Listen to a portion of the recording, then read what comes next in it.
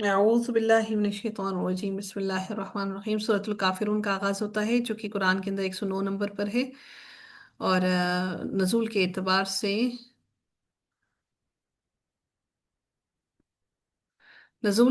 से इसका 18 नंबर है। और आयात इसकी 6 हैं और एक ही रकू है। इस सूरत की फजीलत को अगर आप देखें तो सैयदना जाबिर बिन अब्दुल्लाह से रवायत है कि रसूलुल्लाह सल्लल्लाहु अलैहि वसल्लम ने तवाफ की दो रकतों में दो सूरतें, एक सूरह इखलास पढ़ी और एक रकत में उन्होंने सूरह इखलास पढ़ी और एक में सूरह काफिरून पढ़ी। और रसूलुल्लाह सल्लल्लाहु अलैहि वसल्लम फजर और मगरिब की सुन्नतों में इसे पढ़ते थे। बाद सहाबा से आप सल्लल्लाहु अलैहि वसल्लम ने फरमाया, रात को सोते वक्त पढ़ोगे तो शिर्क से बरी करार पाओगे, यानी शिर्क से बच जाओगे। रात को पढ़ना रसूलुल्लाह सल्लल्लाहु अलैहि वसल्लम का जाती अमल भी बताया गया है। सैयदना फरवाह बिन नवाफिल अपने वालिद से रवायत करते हैं कि नबी अकरम सल्लल्लाहु अलैहि वसल्लम ने सैयदना फरवा बिन नूफल नूफल से नूफल अपने वालिद से रवायत करते हैं कि नबी अकरम सल्लल्लाहु अलैहि वसल्लम ने नूफल से फरमाया, कुल या अय्युहल काफिरून पढ़ो और इसी पर अपनी बातचीत खत्म करके सो जाओ, यानी आखिरी कलाम तुम्हारा जो हो वो यही सूरा हो। बेशक इसमें शिर्क से बरात का इजहार है। सईदा अली रजी अल्लाह तआला अन्हु कहते हैं कि दौरान नमाज नबी करीम सल्लल्लाहु अलैहि वसल्लम को बिच्छू ने काट लिया। जब आप नमाज से फारिग हुए तो फरमाया, अल्लाह ताला लानत करे बिच्छू पर, ये नमाजी को छोड़ता है ना गैर नमाजी को। फिर आप सल्लल्लाहु अलैहि वसल्लम ने पानी और नमक मंगवाया और मिलाकर साथ में सूरतुल काफिरून और मऊज़तैन पढ़कर दम किया।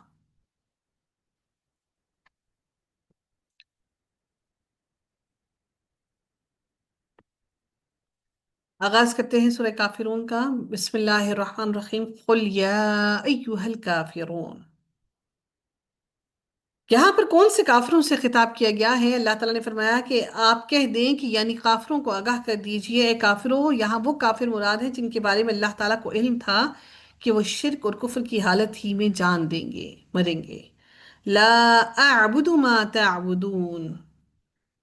दर हकीकत हुआ क्या कि इन काफिरों ने नबी करीम सल्लल्लाहु अलैहि वसल्लम को, और तो कोई तरीका नहीं बचा कि नबी करीम सल्लल्लाहु अलैहि वसल्लम उनकी बात को नहीं मान रहे और वो उनकी बुतों की पूजा नहीं कर रहे और ना ही अपने अल्लाह ताला को छोड़ रहे हैं। तो उन्होंने एक लाहे अमल तैयार किया और उन्होंने कहा नबी करीम सल्लल्लाहु अलैहि वसल्लम को कि ऐसा करते हैं कि कुछ अरसा आप हमारे बुतों की पूजा करें और फिर हम कुछ अरसा मिलकर आपके रब की इबादत करेंगे। उस पर अल्लाह ताला ने ये सूरत नाजिल फरमाई कि ए नबी उनसे कह दीजिए, ए नबी आप उनसे कह दीजिए कि यानी काफिरों को आगाह कर दीजिए, ला अअबुदु मा तअबुदून। मैं उनकी इबादत नहीं करता, यानी मैं किसी सूरत इबादत नहीं कर सकता जिन बुतों की तुम इबादत करते हो, यानी शिर्क से कतई बेरुखी करता हूँ। आप सल्लल्लाहु अलैहि वसल्लम ने फरमाया, मैं उनकी इबादत नहीं करता जिनकी तुम इबादत करते हो, यानी हमारे दरमियान माबूद का फर्क है। वला अंतुम आबिदून मा अअबुद। और ना तुम उनकी इबादत करने वाले हो जिसकी मैं इबादत करता हूं। वो चाहते थे कि किसी तरह से नबी करीम सल्लल्लाहु अलैहि वसल्लम को उनके रास्ते से भटका दें। एक मर्तबा वो हमारी बुतों की इबादत की तरफ लौट आ जाएं, एक मर्तबा वो हमारी बुतों की इबादत कर ले, तो फिर बाकी को हम सब खुद ही सुधार लेंगे।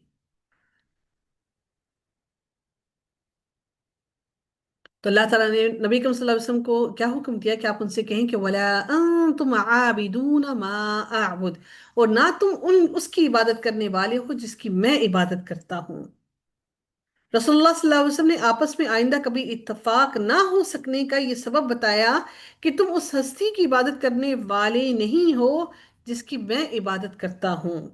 वला अना आब वला वला अना आबिदुम मा अबदतुम। और ना मैं उसकी उनकी इबादत करने वाला हूँ जिनकी इबादत तुमने की है, यानी गैर अल्लाह की इबादत का जो रास्ता तुमने इख्तियार किया है, मैं कभी भी उसको इख्तियार नहीं करूंगा। मैं उन माबूदों की परस्तिश नहीं कर सकता जिनकी इबादत तुमने की है। मैं तो अपने सच्चे माबूद की इस तरह इबादत करता हूँ जिस तरह उसने हुक्म दिया है। वला अंतुम आबिदून मा अअबुद। और ना तुम उसकी इबादत करने वाले हो जिसकी मैं इबादत करता हूँ। تم نے خود ساختہ طریقے ایجاد کر لیے جن سے اللہ تعالیٰ بیزار ہے۔ اللہ تعالیٰ نے ارشاد فرمایا کہ یہ بت کچھ نہیں سوائے چند ناموں کے جو تم نے اور تمہارے باپ دادا نے رکھ لیے ہیں، ان کی اللہ تعالیٰ نے کوئی دلیل نازل نہیں کی، نہیں وہ پیچھے چلتے مگر وہم اور گمان کے، اور جو ان کے دل چاہتے ہیں۔ حالانکہ بلا شبہ یقیناً ان کے رب کی جناب سے ان کے پاس ہدایت آ چکی ہے۔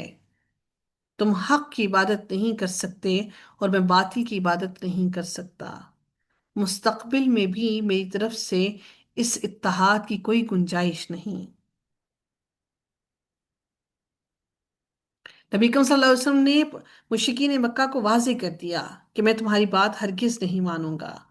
پھر آخر میں فرمایا، آپ صلی اللہ علیہ وسلم کا طریقہ عبادت یہ تھا کہ آپ نماز میں اللہ تعالیٰ کے آگے سجدہ ریز ہوتے، اور اس طریقے سے کافروں کو خاص ان کو بڑی چڑ لگتی تھی، اور وہ اس سے منع بھی کرتے تھے۔ اور کافروں کا طریقہ عبادت کیا تھا کہ وہ گاتے، سیٹیاں بجاتے اور تالیاں بجاتے کعبے کا ننگے ہو کر طواف کرتے، اور وہ نبی کریم صلی اللہ علیہ وسلم کو بار بار کہتے کہ وہ بھی ایسا ہی کریں۔ تو اللہ تعالیٰ نے آخری آیت میں کیا ارشاد فرمایا، لکم دینکم ولی دین، تمہارے لیے تمہارا دین اور میرے لیے میرا دین ہے۔ اس سے مراد کہ میرے لیے میرا عمل اور تمہارے لیے تمہارا عمل ہے۔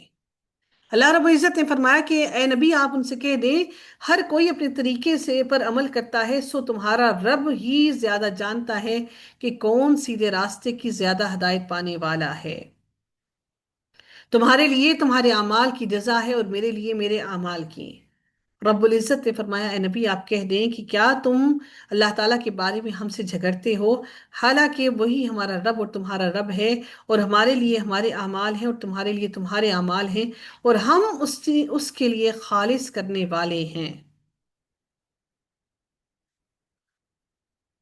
ہر انسان کا عمل اس کی اپنی ذات کے لیے ہے۔ سیدنا اسامہ بن زید رضی اللہ تعالیٰ عنہما نے بیان کیا کہ نبی اکرم صلی اللہ علیہ وسلم نے فرمایا، مسلمان باپ کافر بیٹے کا وارث نہیں ہوتا، اور نہ ہی کافر بیٹا مسلمان باپ کا وارث ہوتا ہے۔ تو وراثت بھی کس کی بنیاد پر ہے؟ دین اور ایمان کی بنیاد پر ہے۔ سورۃ النصر کا آغاز ہوتا ہے کہ جو کہ مدنی سورہ ہے، 3 آیات ہیں اس کی، اور 110 نمبر ہے اس کا قرآن کے اندر، نزول کے اعتبار سے 114 نمبر ہے، ایک ہی رکوع ہے اس کا۔ اور اس کو دیکھتے ہیں اور اللہ رب العزت کیا فرماتے ہیں۔ اس سورت کی فضیلت کو سب سے پہلے دیکھتے ہیں کہ سیدنا ابن عمر نے فرمایا یہ سورت مینا میں حجۃ الوداع کے موقع پر نازل ہوئی، پھر یہ آیات نازل ہوئیں، الیوم اکملت لکم دینکم واتممت علیکم نعمتی، آج میں نے تمہارے لیے تمہارے دین کو مکمل کر دیا اور تم پر اپنی نعمت پوری کر دی۔ اس کے بعد آپ صلی اللہ علیہ وسلم 80 دن زندہ رہے، پھر یہ پھر آیت کلالہ نازل ہوئی، اس کے بعد 50 دن زندہ رہے، پھر یہ آیت نازل ہوئی، لَقَدْ جَاءَكُمْ رَسُولٌ مِّنْ أَنفُسِكُمْ، بلا شبہ تمہارے پاس یقیناً تم ہی میں سے ایک عظیم رسول آیا ہے۔ سورہ توبہ کی آیت نمبر 128 پہ نازل ہوئی۔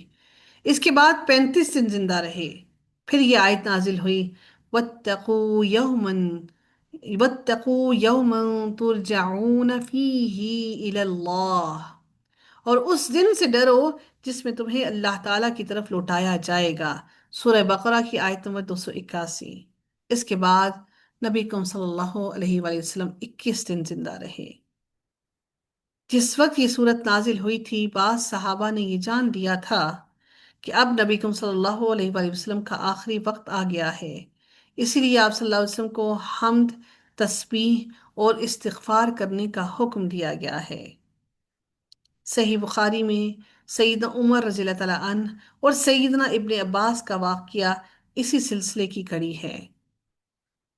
سیدنا ابن عباس سے روایت ہے کہ صورتوں میں پوری صورت نازل ہونے کے اعتبار سے سب سے آخری صورت سورہ نصر ہے۔ سورہ نصر کا آغاز کرتے ہیں، بسم اللہ الرحمن الرحیم، اذا جاء نصر اللہ والفتح، جب اللہ تعالیٰ کی مدد آ جائے۔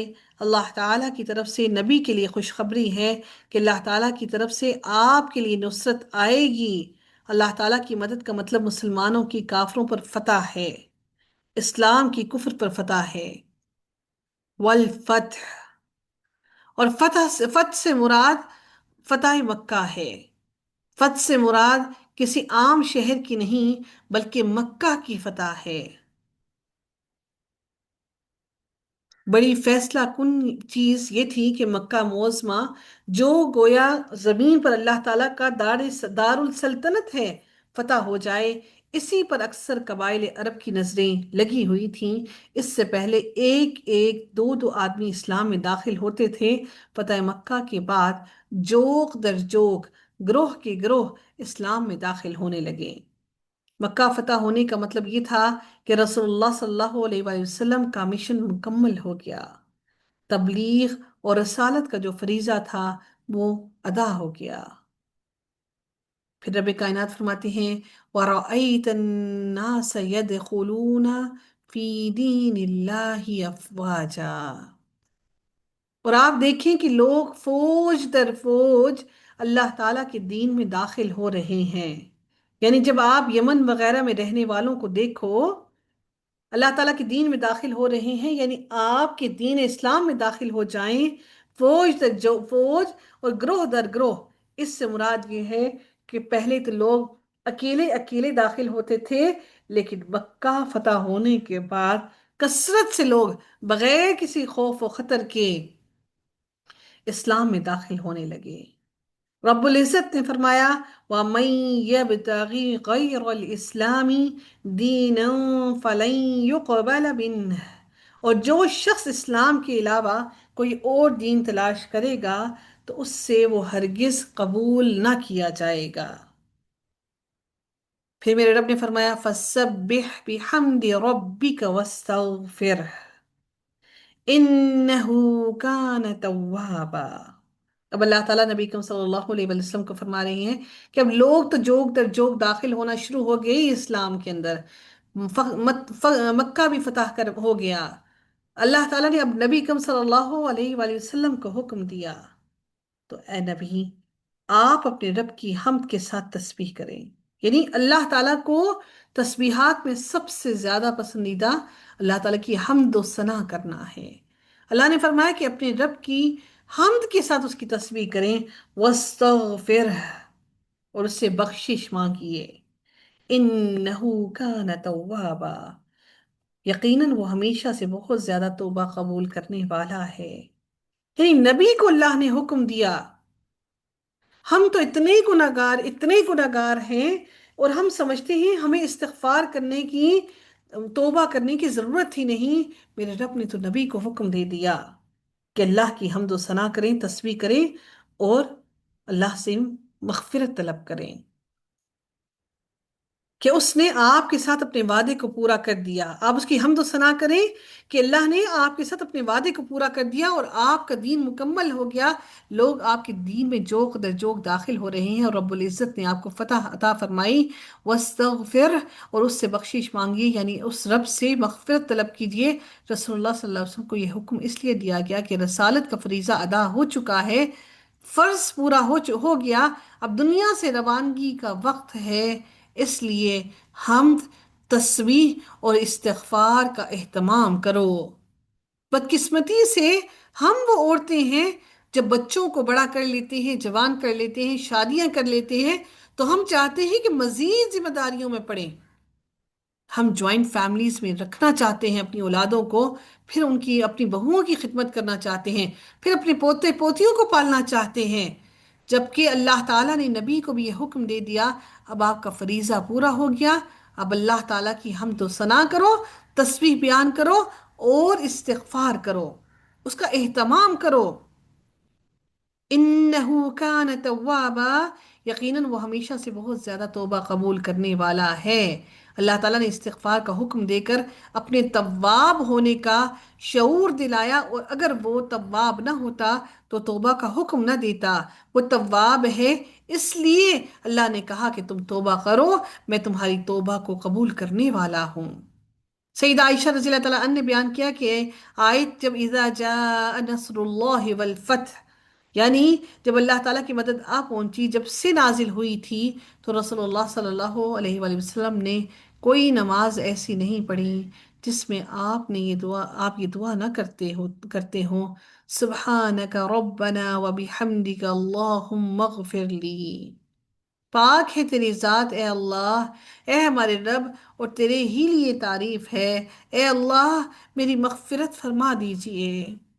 سیدہ عائشہ نے بیان کیا کہ نبی کریم صلی اللہ علیہ وسلم سورہ فتح کے نازل ہونے کے بعد اپنے رکوع اور سجدوں میں بکثرت یہ دعا کرتے، سبحانک اللہم ربنا وبحمدک اللہم اغفر لی۔ سیدنا ابن عباس نے کہا کہ سیدنا عمر رضی اللہ تعالیٰ عنہ نے بوڑھے بدری صحابہ سے اللہ تعالیٰ کے ارشاد، یعنی اذا جاء نصر اللہ والفتح، یعنی جب اللہ کی مدد اور فتح آ پہنچی کے متعلق پوچھا، تو انہوں نے جواب دیا کہ یہ اشارہ بہت سے شہروں اور ملکوں کی فتح ہونے کی طرف ہے۔ سیدنا عمر نے کہا کہ ابن عباس تمہارا کیا خیال ہے؟ سیدنا ابن عباس نے جواب دیا کہ اس میں آپ کی وفات کی خبر یا ایک مثال ہے، گویا آپ کی موت کی خبر آپ کو دی گئی ہے۔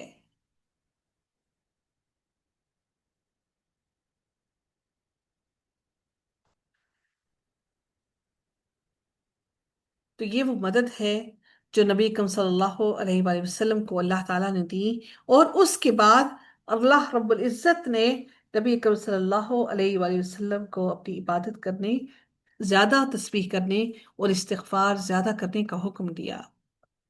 بعض لوگوں نے کہا کہ جب ہمیں فتح اور مدد حاصل ہوئی تو اللہ تعالیٰ کی حمد اور اس کے استغفار کا حکم ہمیں آیت میں دیا گیا ہے۔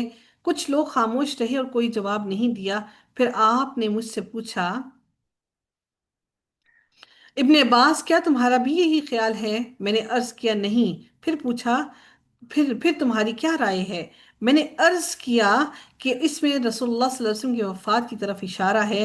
اللہ تعالیٰ نے نبی کریم صلی اللہ علیہ وسلم کو یہی چیز بتائی ہے اور فرمایا کہ جب اللہ تعالیٰ کی مدد اور فتح آ پہنچی، پھر یہ آپ کی وفات کی علامت ہے، اس لیے آپ اپنے پروردگار کی پاکی اور تعریف بیان کیجئے اور اس سے بخشش مانگا کیجئے، بے شک وہ بڑا توبہ قبول کرنے والا ہے۔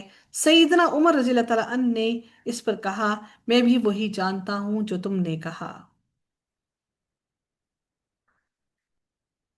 یعنی اللہ تعالیٰ نے اس آیت کے ذریعے، اس سورہ کے ذریعے نبی اکرم صلی اللہ علیہ وآلہ وسلم کو ان کے تمام فرائض مکمل ہونے کی خوشخبری عطا کر دی کہ ان کے تمام فرائض مکمل ہو گئے ہیں، اور اس کے بعد اللہ تعالیٰ نے ان کو ایک آخری حکم دیا کہ اب مزید اللہ تعالیٰ کی تسبیح کیجئے، اس کی حمد و ثنا کے ساتھ، اس کے شکر کے ساتھ اور اس استغفار کے ساتھ۔